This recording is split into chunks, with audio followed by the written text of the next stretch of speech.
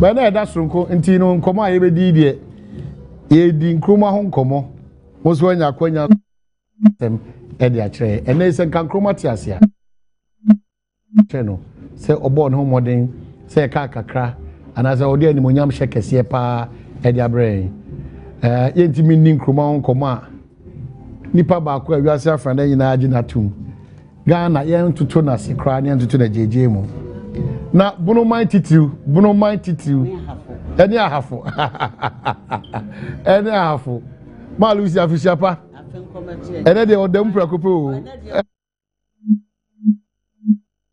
ene front page papers ni nyina say na be admit na omudi we nyina film for kama Nkrumah never dies I've read Matthias says what ka Matthias so twa sapa na sapano and ye catch us so be a visionary leader o mahene ansa me kasal ma menka wasem baako nyame na dumara keke na me da so te ase o se ye da radio ase na me da mon kode ya city to multi tv ni mo ka ho nyina maboa me ma da bia ne ma aye ma desoa me da me da Ghana se me hunu se ne Ghana e koro no Ghana so na ma da ro ma da bia eduru mra ne premu a mom beka bibi edi nyame da mo asem nkoso amen na ade aba kwa osamete ase se be na me bank Ghana 40 asese kwa me nkruma ba ye ote ne convention people's party no woni ma adwuma wode ye honkronkon e hye ne ma no ma ye se Methodist dwom meto Methodist dwom 612 612 okay lead kindly light I made the circling group lead out me on. The night is dark and I am far from home. Lead out me on. Keep thou my feet. I do not ask to see the distance in one step is not for me. The distance in one step enough for me. Oh, you know, what direct side to me. The BSCPP for see a bay meet you, see a bay functional. What do you are? No bompire. Now, Nkrumah, I don't know what to say. I mean, you and some one castle and cocoa for your Roman software seminary. Nkrumah. What call ye? I came what teacher training and cocoa Roman software. And naturally say, it's Nkrumah and Casano. Or ye unique, Sunny apropos or dance. Nkron crown pa, or yam pa. Men na me catch war. Na me kawa hintasen be me baye empino ye de me baye no. Me baye nipa dumbi no na me ne contest yes that time no me din fie aduonu mi no pe. Na woni me ntia ma me ye me wo fa fosugi abo. Fosugi abo na gina pinti bron champion. Fosugi abo. Na fosugi abo ye fra kwabrani me wo fa wadi ade 35 years, odi ade 1933.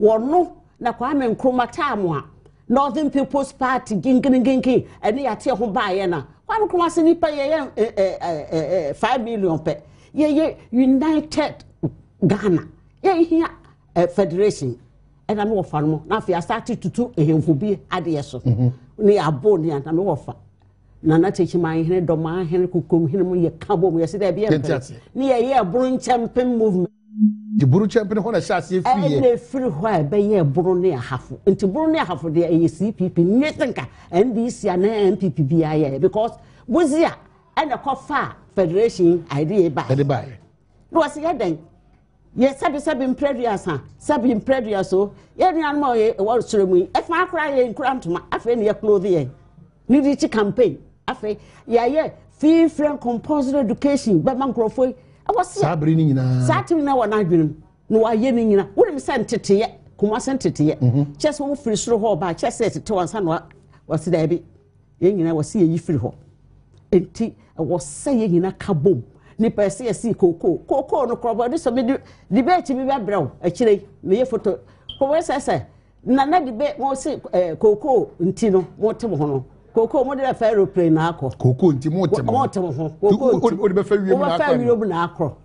Mebro 1955 debate on this. Mebro photocopies are bremo. And Kwame Nkrumah ne aye den de satem pentro body near me to say debi. No for Fosugi abo. You be bombu ni fie mprensa. Jabo fie. For so ye Kumase. hand grenade and to obetina krom ha or maneuver you our parliament you move near move any yes triple sap a yin free into ma or hini bia you betu idea so you quite appeal to the governor at that time.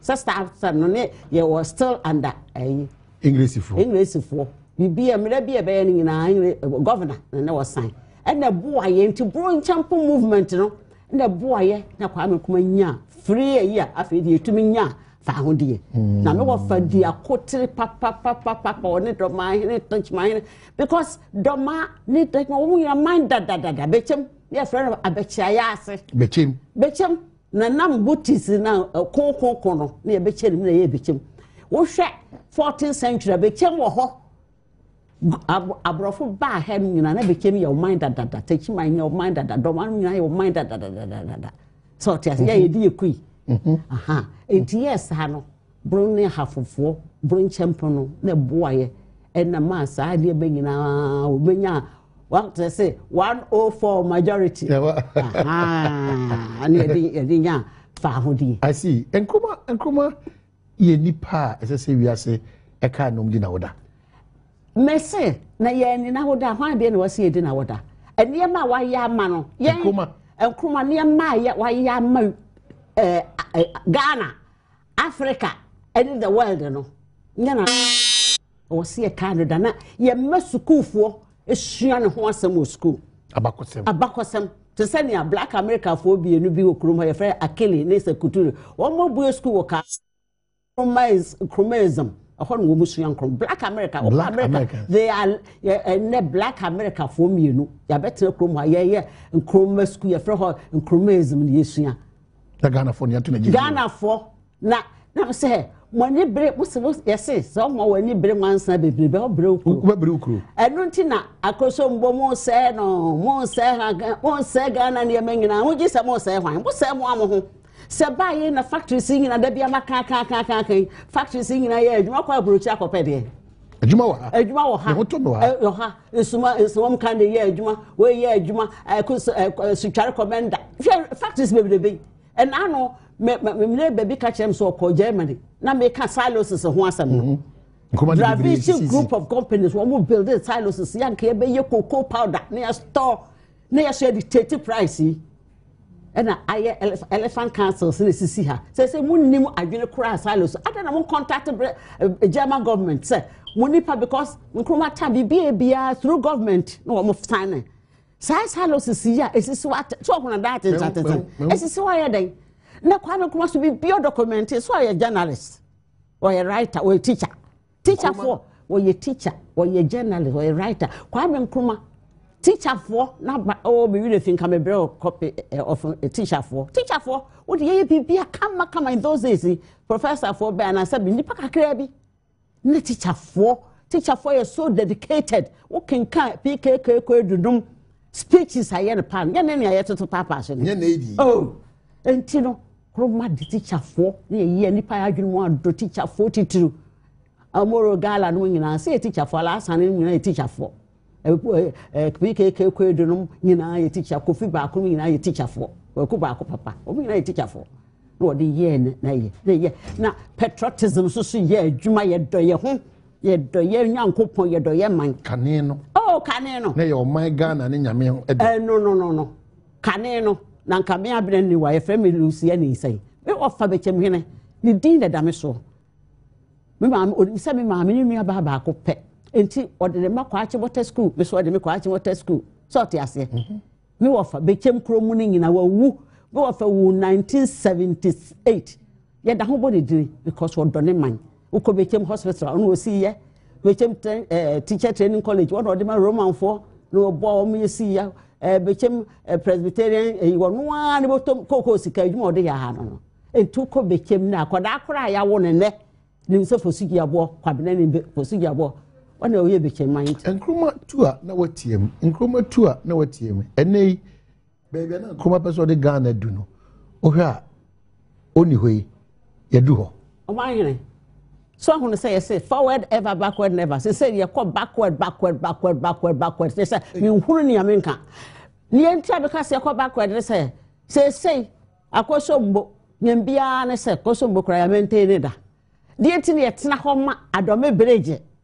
ebuo wokọ Washington bridge na anu Adam kosra me America ya wo fa Washington bridge isu a George Washington bridge ya ne yetia na tie e bia fidie kuru ya maintain nkane ya guhie kreke ye bisa se nyambia no akosombo hwe motorway tema motorway na nkane ya wo fa ne ne motorway atutu ama motorway ye di concrete ni ye buwia ne ye di motorway na kotare ibi ne de motorway yetumi kese enti ade friend maintenance ase ya se bibia mutumi tena ho motorway to hwekure mu efi de manka kura na mboa efi na adokoro ye o my Ghana ko fe da bi me kan say order na asam mo hwe ne ye o not na ko Holland kana nyina ye nsuo ne na boat ni na wo ko abrochire kro bia so a nsuo bia na kro mfifi no te set tourist attraction jere odo ide de tu tourist attraction bola na mama bo hwani ma ni etumi ma ni ma so kwa me nkoma ma wo sika o si entu Medina we compensate ni ma nyina na nka ho wo se wo si high rise apartment workers na kese wo kronfifi yes wo kronfifi exactly jebe ma hwa ye fe na fe workers anya kwan straight no akọ adwuma entu obma ni ma fo nyina compensation no akwa Medina so ni entu Medina ena cool baye ena hwene yete bola yete ha makroti se ni ma hwe Rollins wo ye ni cool nanka asenka odi soja de nka wo ye ububu makola no na ko ububu ho nyina nanka kwa amenkro project nka ya toa so nanka kure aye woduru ho a after how many years now of Ghana's independence enye ni wu ma really da se efin be dokor Ghana say da ju akoma how we da ntumi na o manyene be ka se me da e fa Ghana fo ma bom pa ya se urade me sro yi Ghana adwene firi mitim so ni onyi ge ni how yare be na haye kira se ade aye hunu se sabi nkoda nyina ye nka bakosam nkire yin o kankan nyamsam atamu a Israel fo konko asom wa nyame yi firi Israel no wasemu kura mu mamu wire mfiro mo mamu wire mfiro ahotete a na mewo a me nyankopom me bayi mutena enkore abata so Israel fo ye kan nyamsam kire mane ye gap wo kwa America ye kan nyamsam kire nipa kwa me nkuma obusu nyanka ye se busa ye kenkan ye ma mutumi tena ho kase kwa me nkuma ye dictator ne ye ka we ma school fo dictator ne so mo obi ko free and compulsory education dictator be ma mo obi akosua nwa no abe challenge no yes chiri nipa mia me kro me di isi konto wo kwa me danso ye school ye no ye chiri nkrofo ye kwa afuo mu na ne ye de ko tena classroom ene ye say dictator no because ye force nipa me ko Dr. Sowano na wo ye fisherman's boy or choco Mrs. Donaham, Minister of Education, of course, Sawon, the Eco School. You force nipa Eco School, and then you crack your phone. It's more crack your former banner. And was a crime in Chromasus, what should be our plans in our even work and happiness a cranky to us up and swanky any problem. Friend, work and you cock get a dime. Advance ya, ye begin. Na housing corporation, one Canadian estate. One estate, Kumasi Kodaso estate, Dansoma estate, Nina, ye rent to own. What it tim nara, uko, Sanko mine, say, be a mess, 2-bedroom. Yes, say, by your perhaps book, CD. Yes, 2 years time, you kill coin near the amount. Now, so swap what Timono treat your rent, kakra. A drew baby and a house and 4 beside say. Yeah, I tell you, fast balance over to me a tria. Yes, over to me a tria. Yeah, do this amount. Nka one ayi fo bi eni ase. Tonka bi eni ho. How bi eni ho. And na tetia Ghana this year Kwame Nkrumah yes, housing corporation. Na British krokra anya won mo council flats. Empanyfo abedi anim ana amanyoko na nisu ahodo a wona nisu ade hu ana ayira kwan ma o man Ghana ayira na se. So my adwene se ne Kwame Nkrumah ye bia ye bese no. Na nke yete won with Black Star Line.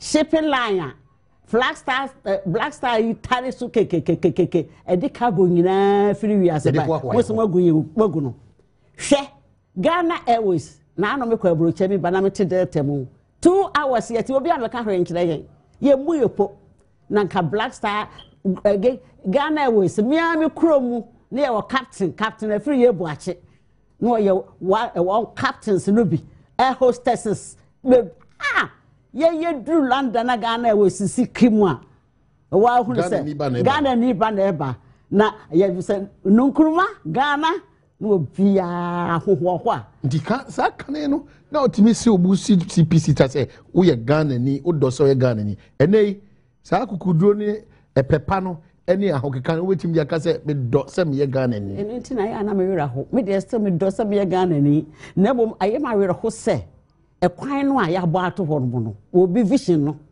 ye mfa so wa ho se Moses ya me ma na vision wo se me de ko promised land no obi wo se me de ahye entinka wo se ade no nya me ma vision so obi ye visionary leader nya me na ma na vision enti ade na kwan kon na ka wo se bi san se president na ye de na wo se mo sundaye mo ba wo se mo sundaye mo sugana daye se ya ne ne hia we say after president ye de na wo ye so mo ba mo sundaye Osundaye, o dream about Ghana. We be o dream.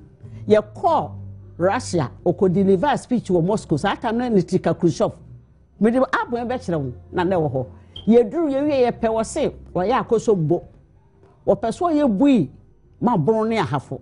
Na ye nya na for bra hafo fo ye akuafo na ye tumi aye ye ne ma ye bayire ye aha. Enti ye ye pe Khrushchev se wapene so no sama atomic reactor any atomic energy kwabenya ya wo kwame nkwa bagu ya no wo ton ya ton po de che America fo nsase fa so ye ton ho ya ton wie kra nsase fa no ye ton ya ton ni nyina enti buidam no nti wo hwa commercial bank mo nyina na esisi wo offices wo bui na Russia fo na yete se Cold War no obi e compete America fo any France for English for na ya akosobo and Russia for so ye buidam nti big competition obi apeso o prince Kwame Nkrumah na ban Kwame Nkrumah na bo wi anya Africa ya de bebe ne nti Russia for ho ye machines for ho na Kwame Nkrumah bagu ya se ye pam wo no se ye kum wo no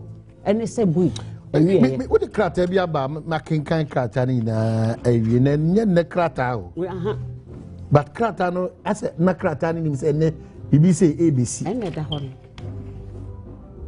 e dia ne ma krata wo ko fa na kuta o se woni abre pa e o ma hene me catch us se ne amadwene Ghana ho a o sa wo nti ase me mba de o mote ase me da metumi sore be for me dwonso wi an ma be bom paye Ghana umpire Ghana umpire me dwonso wi an ma be Ghana umpire because when bibi be wona nan wo du ememba enwotwe emaya mienu fe na ya no mo nyina Damo University awie na jojo atonom ajojo journalist o hwe mi na ya 6 foot for na say kura ya nge ya omo fa he mi na ye betumi abaha na nka baye na nka ato jojo na ya onwo aha na nka bia jojo ana ato ha so mi ko say jojo na nka ma na menu anu ya ne mayen woni msa so de anu anu aha na nka me mere wa boyemu na me jimi na no mani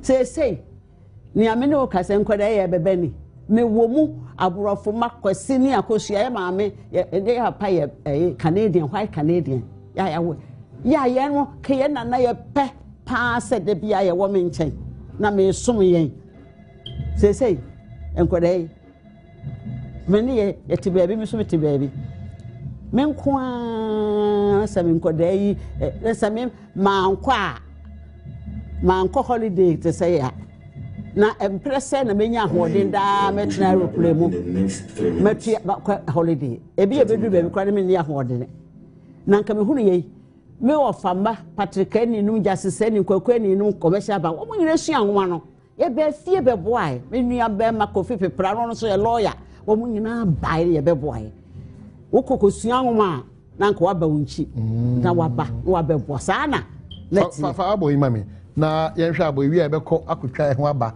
na afei yakɔ ɛne nkruma japade a ɔde ɛmɛɛmɛ ni o na maa lusu ɛne sɛ na nkete si abere mu paa ni o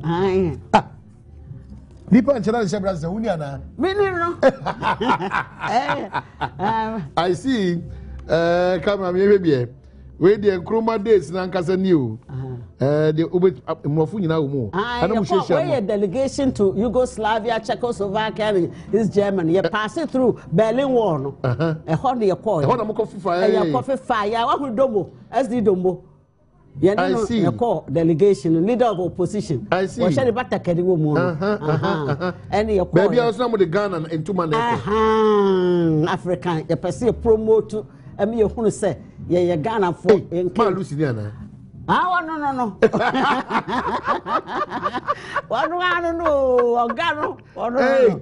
I see. In the baby, a member baby, well, now dimbi. That's what you're doing. Hey, that's how we quite water schools. So, remember any interaction yet? Number of your government, a question, governments, and a question, ministers and ministers and any other. Sometimes say, I have any year, but it's your mind. Until be who almost soon, I will crook. Lavia, Tito, I could share one. Whoa, aye. Na kyerɛ sɛ yɛhunu sɛ wɔyɛ deɛ nneɛma a wɔn yɛ so compare yɛ so nneɛma a yɛpɛ sɛ yɛ saa tam de dɛ nɛɛsi ne bi ne kiri na nkurɔfo mba nso firi wɔn dɛ nɛɛsi baako wɔ factory no yɛkɔ dɛ nɛɛsi bi a te sɛ nfa sɛ akosombo textile yɛde factory wɔ hɔ yɛ building nursery wɔ factory no. All right, so ɛsɛm no so congratulations to ni ama konfra general secretary did you see my convention people's party watena se ni atena se mesra mu ni de ne beka ene yɛbɛpoto kasa na medical na kankran kakra na yewia yaka ɛyɛ english ɛyɛ brofo ni ama enya ama ɔha eduwɔtwe mtre 800 and over kyerɛ CPP agina tum sɛ ɔmra no ɔbɛyɛ adwuma pa ɛmfama ɛyɛ CPP. Congratulations. Thank you very much. You are done. I'm sure you are proud of today. I'm very proud, and I think that the point to make is that yesterday the CPP declared itself free forever. Free forever. Free from influences. Okay. Free to pursue its own course. Okay. Because you know what we've had today are influences which is not allowing us to pursue a course to government. All right, so what we're going for this quick break. When we are back, we are looking at Nkrumah's impact on the new CPP. Now that you've declared free from every influence, free from whatever, we are going to be back. So, Ekwaba, General Secretary, Convention People's Party at Nase.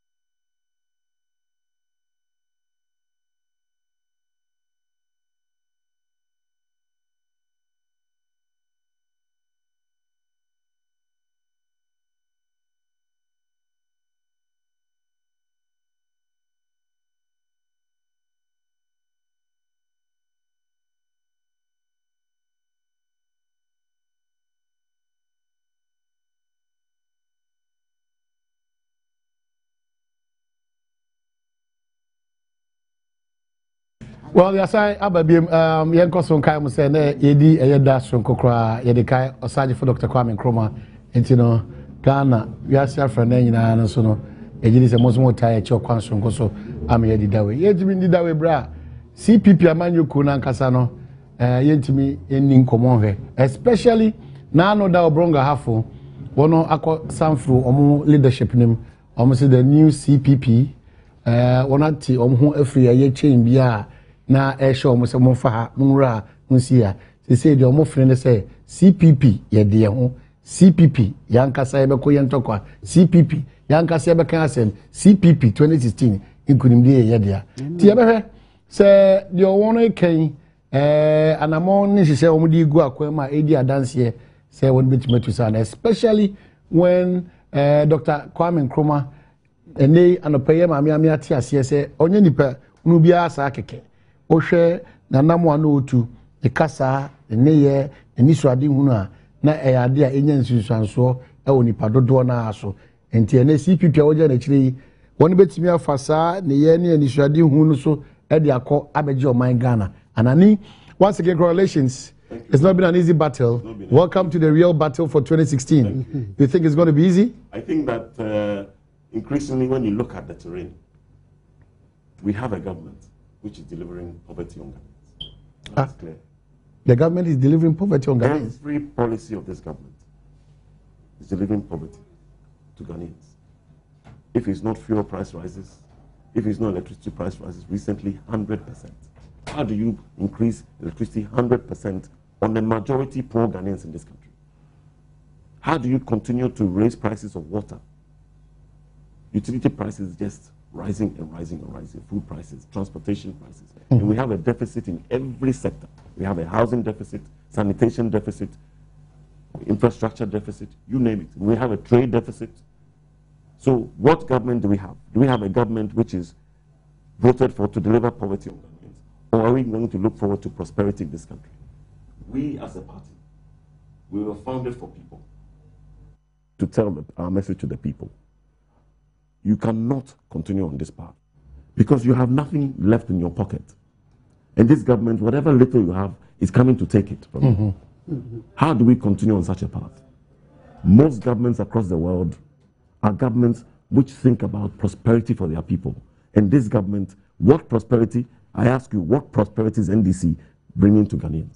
Socialist-oriented party, so clearly... What prosperity are they giving Ghanaians today? Today, can anybody from this government come and sit in your studio and tell you that we've done this, which is bringing prosperity to Probably the not to take you far. Progressively free education is their slogan now. So what do you do about that? Well, I mean, it's one thing to have slogans. It's another thing to continue to tell people that you're going to do things for them. It's all gimmicks. The reality is this. You've gone to the IMF. You've taken their conditionalities. They are telling you to increase electricity prices regularly, and that's what is going to happen. Every month, every couple of months, you're going to get increases in electricity prices. Every few months, you're going to get an increase in fuel prices. And how does the country continue where the majority are poor? How do you... I'm not even going to talk about Dumso. Because Dumso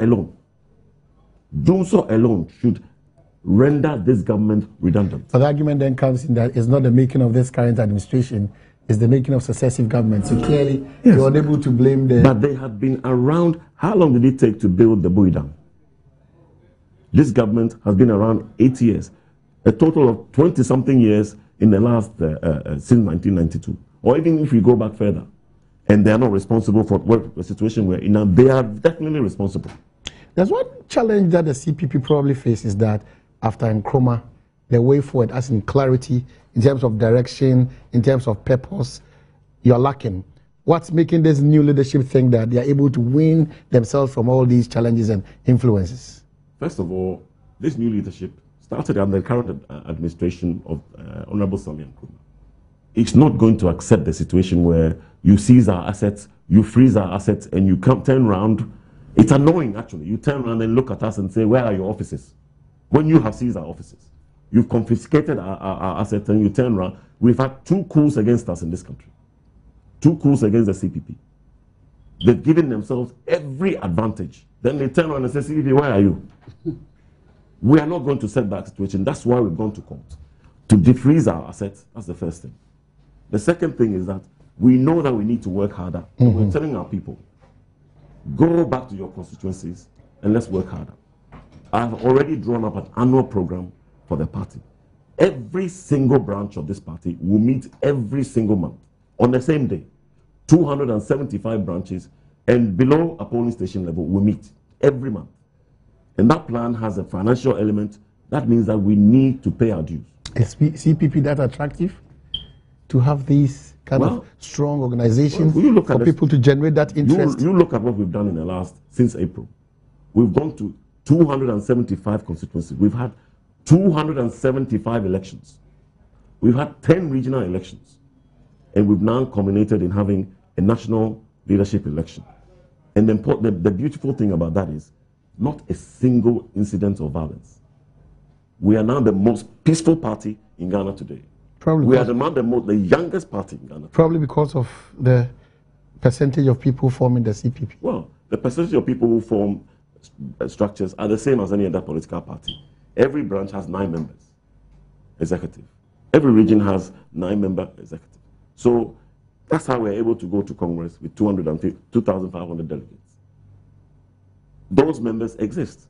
The numbers that gather exist, as in any other political party. And what we're telling them to do is, every month, you need to have ideological education. We're doing what we call FONTA. We're doing a forum on Nkrumah's thought and action. That's where the challenge is. That's where the challenge is. Now is a new CPP. The question then comes in, are you drifting from the ideas, the vision, and the focus of Dr. Nkrumah to put into place what the new CPP believes in? Because people are of the opinion that Nkrumah 106 years back, no, you cannot pursue that vision and agenda as of today. Well, firstly, we're not drifting. Firstly, all we want to do is simply work smarter.